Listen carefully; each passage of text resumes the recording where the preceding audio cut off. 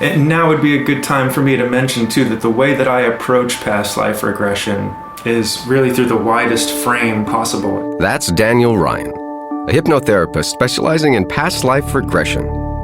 In this scene, I'm fidgeting in a black leather lounge chair, trying to get comfortable with the idea that I'm about to get hypnotized and regressed into my past lives. Like, how much of it is it the brain being, or the consciousness being like self-repairing and using metaphor to actually to self-heal, right? Instead of like necessarily being a literal past lives. I would say yes, of course that's possible. Is it possible too that it's more than that? Why, you ask? Well, turns out that I have some bad karma in a previous life that I need to take care of. And besides, I'm just a little bit curious. Anything else that you would like to talk about? Any questions about the experience before we go ahead and dive in? No, I'm kind of ready, I guess, as ready as I'm gonna be. Great. In this episode, we chat with a former monk and a hypnotherapist and discover how karma and reincarnation influence our present lives. Please join me as we take a journey into the past in episode 4 of The Adventures of Memento Mori, Past Life Regression.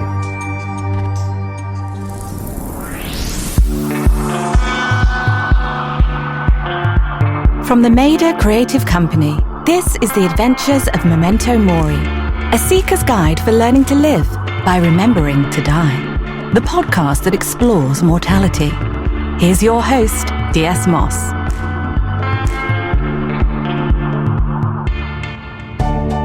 This whole story started in Chicago.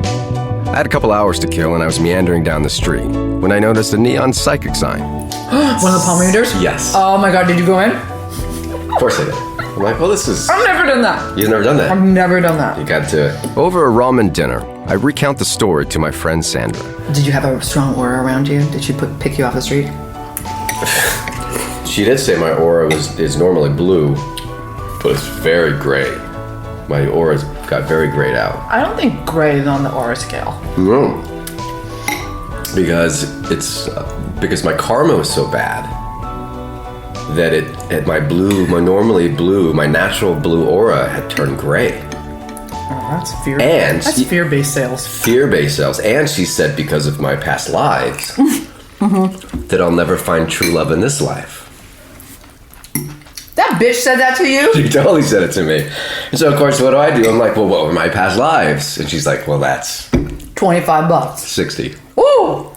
So the first life that came to her was around the 14th century Spain.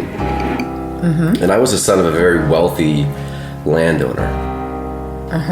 I had fallen in love with his rival's daughter. I think I was 17 at the time. Madly in love with his arch nemesis. The Montagues. The Montagues. And I fell in love with the Capulet.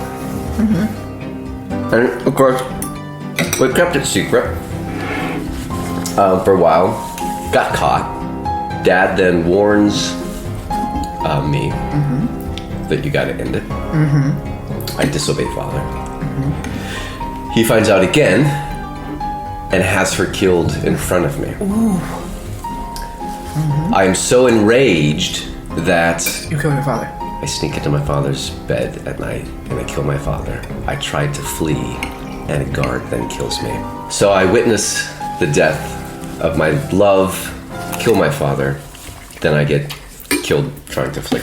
The psychic told me of 3 past life stories altogether, all of which included young love and violent death. The second story took place in pre-Civil War South Carolina. Again, I was the son of a wealthy landowner. In this version, I had fallen in love with a slave. To protect us against the wrath of my father, again, my mother sold my love to somebody else. I went to search for, and after a few years, I find her. But I find her with another man, at which point, I kill them both and myself. The third and final story that the psychic told me takes place in 1920 in New York City. She says I was actually the Paris Hilton of the era.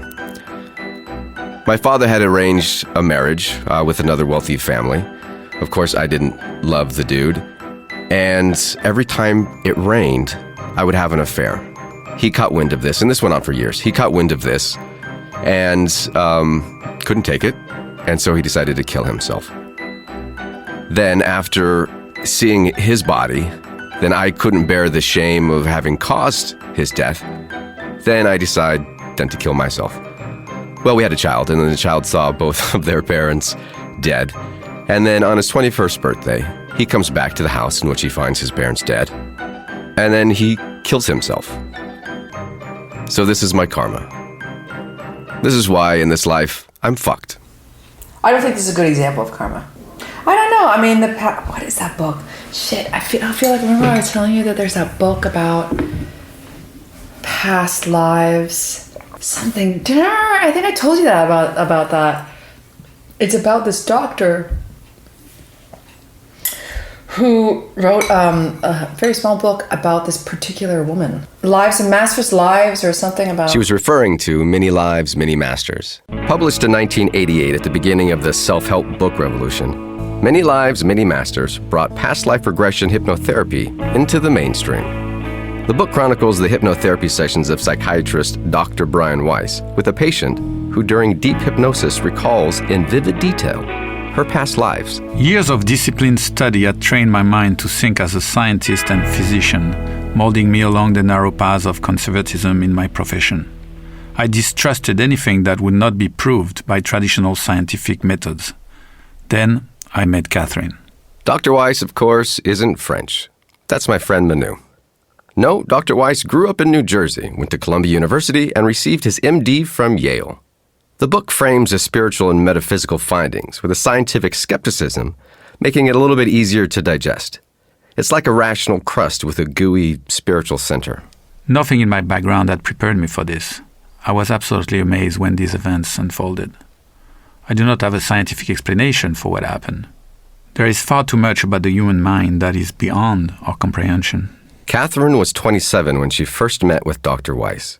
She suffered from extreme anxiety, phobias, recurring nightmares, felt lack of purpose in life, and was emotionally paralyzed. 18 months of traditional therapy went by without any measurable improvement, so Dr. Weiss decided to try deep regression hypnotherapy on Catherine. And while hypnotized, this happened. I see white steps leading up to a building, a big white building with pillars, open in front. There are no doorways. I'm wearing a long dress. I was confused. I wasn't sure what was happening. I asked her what the year was, what her name was. Arona. I am 18. We live in a valley. There's no water. The year is 1863 BC. Now, I do find it a little odd that Arona would use the Gregorian calendar. I mean, if you were in 1863 BC, you wouldn't be calling it 1863 BC. But anyway, Arona was one of Catherine's 86 lives. But it gets even more interesting. Dr. Weiss discovered that if he regressed Catherine to her death in a past life, he could then communicate with the Masters, advanced spirit guides dwelling in the in-between life, or Bardo as they refer to it in Buddhism. Catherine was now a transcendental conduit into another dimension of evolved souls, relaying messages specifically to the Doctor. Our task is to learn, to become godlike through knowledge. Then we come back to teach and help others.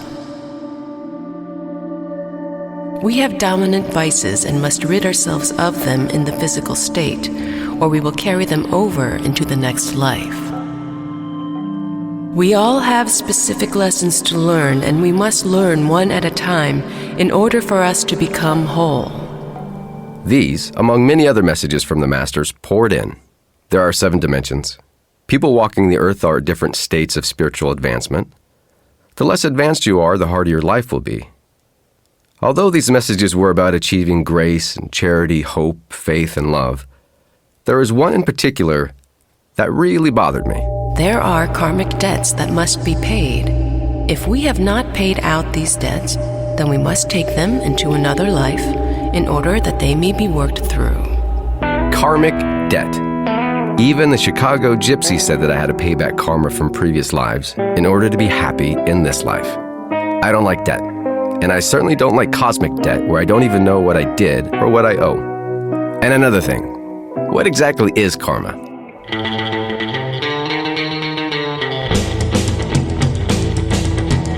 Hello, fellow provocateurs who believe death is a topic worth talking about. We need your help spreading the word. Be the slightly odd yet endlessly fascinating conversationalist at your next party and tell your friends about the Adventures of Memento Mori. Want to stay in the loop? Join our inner circle by going to our site, theadventuresofmementomori.com, and be sure to stay up to date with the quest for enlightenment on YouTube by following our channel, The Adventures of Memento Mori podcast. And now, back to the show. Before the break, we were talking about how karma from your past life can affect your present life. But the concept of what karma actually is can be a little bit slippery. So I went out onto the street to hear what people thought it meant. Karma is something very negative that comes back at you after you've done something wrong to a person or just in general. I believe it is a cyclical thing. It will always come back to you no matter what at some point. Oh, what is karma? Yeah. So just to let you know, I just last week I walked around this very park and did interviews, about what you would do if you found someone's wallet on the ground. And many people talked about karma. They said that they would actually return the wallet, even with the cash and everything, because of this whole dynamic of karma. They believe that if they did good things and sent a wallet back, that somehow that would impact their life in the future and good things would happen to them. And if they did bad things, that bad things would happen to them, which is the basic idea behind karma. You know what? I think karma is so mysterious and confusing. I think it's also an extremely difficult topic to even understand. I think somewhere it's written that the human mind can't even possibly understand what karma is. Back to my friend Sandra. And I think in kind of just basic pop culture, we think it's like what goes around comes around. And somehow that's supposed to go around and come around in this lifetime. And I don't necessarily think that's the case. To get some clarification on the matter, I invite my friend Chris, a former monk turned entrepreneur, over for a drink to discuss. I think most people think of karma as a kind of a carrot and a stick. If you're morally virtuous, you'll be, rewarded. If you're morally bad or evil, you'll be punished. Karma, defined, simply means action. Chris says it's less about morality and more about acting and creating vibrations that are in harmony with the natural laws of the cosmos. It's more like if you slap a pond of water, it will create waves, and those waves will ripple out, and then those waves will bounce off the edge of the pond or whatever else is in the pond, and they'll ripple back on you, and you'll get these kind of after effects of the slapping of the pond.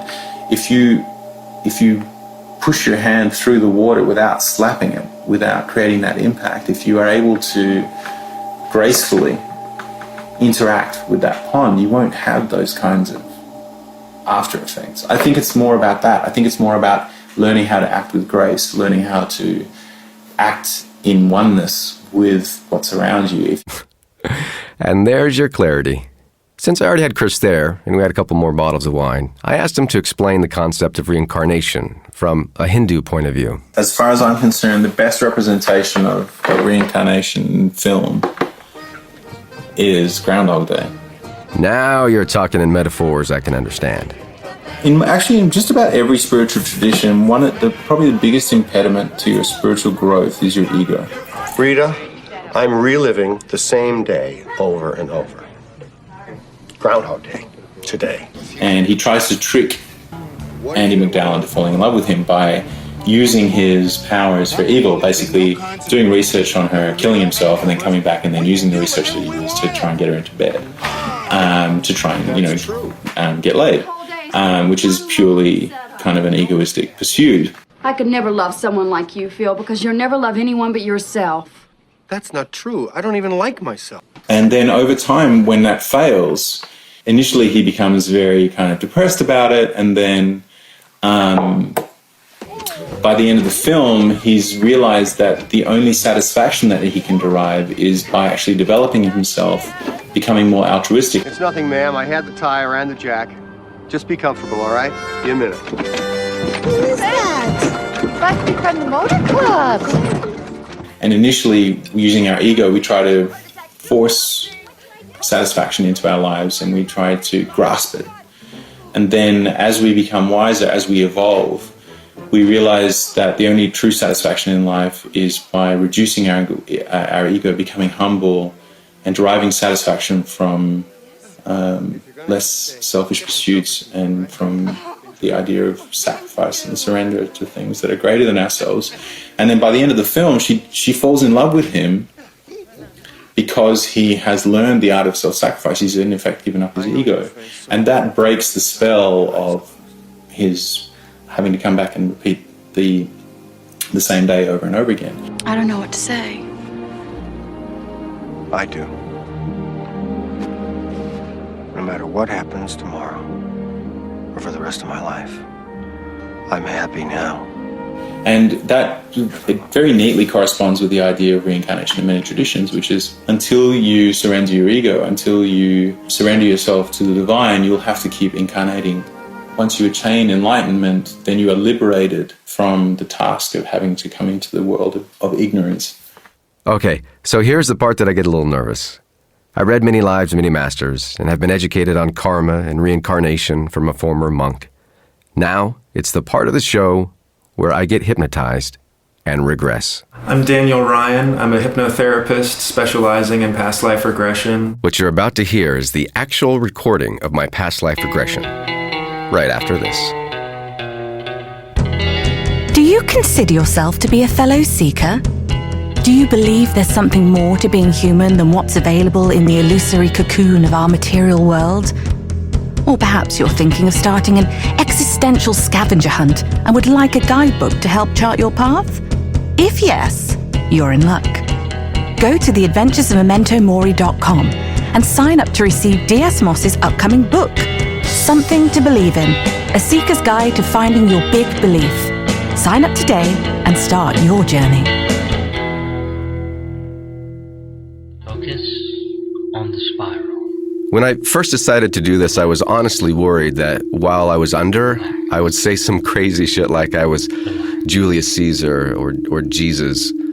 But in actuality, there is no going under. I want the people I work with to remember our sessions because most people are afraid that they're going to come in here and go into such a deep state that Lord knows what's going to happen. But what use would this experience be to you today if you didn't remember it?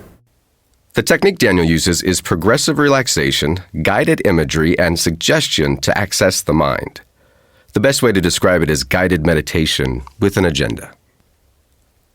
So there I am, back in the black leather lounge chair, and as we began, I was asked my intention, my agenda. What answer was I seeking to find? Although I actually do have a triangle love affair problem, reconciling my supposed bad karma wasn't it. My answer was purpose. What is my purpose in life? All right, so go ahead and close your eyes. And we'll both begin by taking a deep cleansing breath.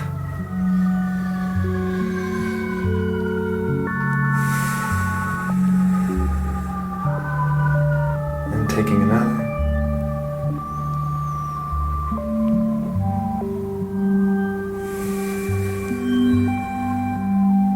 Taking one more, and this time exhaling twice as long, letting all the air out of the lungs.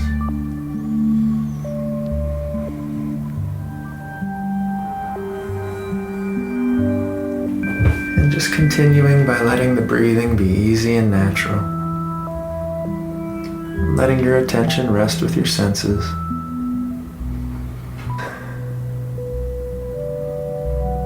Using the imagination now, I'd like you to imagine for yourself a beautiful, safe, and sacred place. Wherever that would be for you today. Knowing there is no right or wrong, there is no good or bad. Those are just ideas, and we can have them back later. This is a place that you create in your mind. So make it as beautiful as it possibly can be. Make it the place that you would like to visit right now. As you explore that space, I would like you to notice that somewhere nearby there hangs a light and lovely mist. In a few moments, I'll count down from 3 to 1 and ask you to pass through that mist into the first past lifetime memory we'll see today. Yes. Feeling the feet on the ground and seeing that faint light shining on the other side of the mist. Letting your gaze rest there. 3, 2, and 1. Stepping through the mist, staying with the senses, and continuing until it's behind you. What's happening now? The sense of wind, gusts of wind. It's dark, but blue dark. What surface do you feel beneath the feet? My feet feel wet. Swamp. Taking this time to orient yourself in the senses here. Feeling the body. What do you notice? My hands are big, heavy. Are there any emotions present? Sadness, anger, a combination, but nothing extreme. What do you see around you? A roof. It's made out of hay. There's something mud. I can see it from inside the house, but I'm looking at it from the outside. But I know it's inside the house. Does it feel like your house? Yes. What else is around it? Tuning the listening to hear not only the wind, but what other sounds are present there. Dogs. Can you smell anything in the air? Something's burning. Sulfur. It smells like sulfur. Feeling your body. Do you have a sense of male or female? Male. Big. Not normal big, but like cumbersome big. I want to go to the house. Do you have a sense of the relationship between this sadness and that house? I can't get closer to it. The lights are on. It's not what's burning. Inside your mind, I'd like you to pose this question to your higher mind, asking, why can't this man get inside the house? It's forbidden. Does it feel like there's more to explore in this scene, or should we move on? Let's move on. And bringing your awareness back to that light and lovely mist once more, just letting me know when you can see it there. I would like you to step through this mist whenever you're ready and find yourself in the last past lifetime memory that we'll explore today, and just letting me know what you find when you arrive there. Walking through a crowd.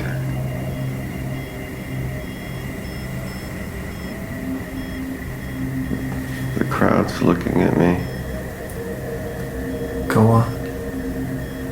They're getting out of my way. Out of duty or something, they're just responding. What kind of clothing are the people in the crowd wearing? Robes of some sort, but not white, but they're clean. How do you feel? Majestic. Beautiful. Would you say that it feels purposeful, this walk? Yeah. Take a deep breath. Just notice how that feels in the body for a moment. In the chest, the arms, the legs. The body language as this walk occurs. Do you have a sense of male or female?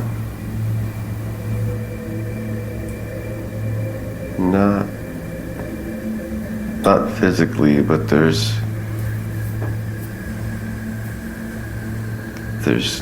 like a nurturing,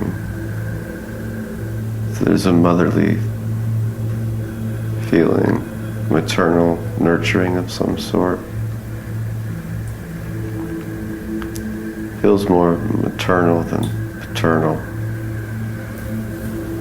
Stay with that feeling of maternal nurturing, examining it further. Is this feeling offered to the people around you? Is it offered to yourself? Is it both? What do you notice about it? It's to others. I feel it with myself, but it's not to myself. There's a building. It's a church, but it feels like a campus. The building, it's ceremony. And I'm just walking through it. It's mine. I know it well. I've been there a while. Staying with the senses, continue to let the scene unfold naturally. Observe the people around you. Look into their eyes, their faces. Letting the details emerge and reveal themselves to you. I sense that they're not well, but they're standing, and they're here for a reason. They're sick. Are they there to be healed? Yes, I think. And just letting that awareness be there too. What are you drawn to in this scene? What calls your attention? There's a view from like a balcony or a roof. It's day and I'm just looking at a canopy of trees, just the tops. This building is on top of a mountain, maybe, something high. I can see above the trees. It's a window. It's a large window. There's a lot of light. Are there any other emotions present at this time? Just kindness. Beautiful. Take a deep breath. Give yourself all of that feeling of kindness. Posing this question to your higher mind for its own guidance. What is the lesson here? Give. Do you feel that there's more to see in this scene? Or shall we move on? Let's move on. Just taking a deep breath now. 1. Letting another deep breath rise up. 2, 3, 4, and 5. Opening the eyes whenever you're ready. Wow, talk about oversharing. Thank you for listening to my little therapy session. I kind of actually wish I would have been Jesus or Julius Caesar. I can't believe I just shared that with the world. But that's the truth, Ruth. Do I believe these were my past lives? No. Could they have been? But those are the rules of the game. We'll never actually know, at least while in this physical state. Regardless, it actually doesn't, in my mind, diminish or cheapen the experience of what happened.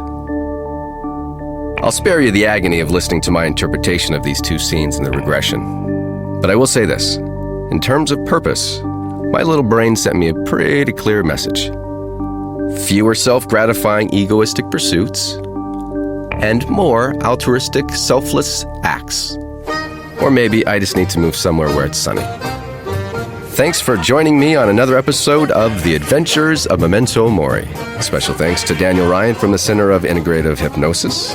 Sandra, Chris, and Manu, thanks for being smart and awesome. Please visit our website, remembertodie.com, and follow us on the social media at Remember to Die. I am DS Moss, back in 2 weeks for the next episode with more The Adventures of Memento Mori.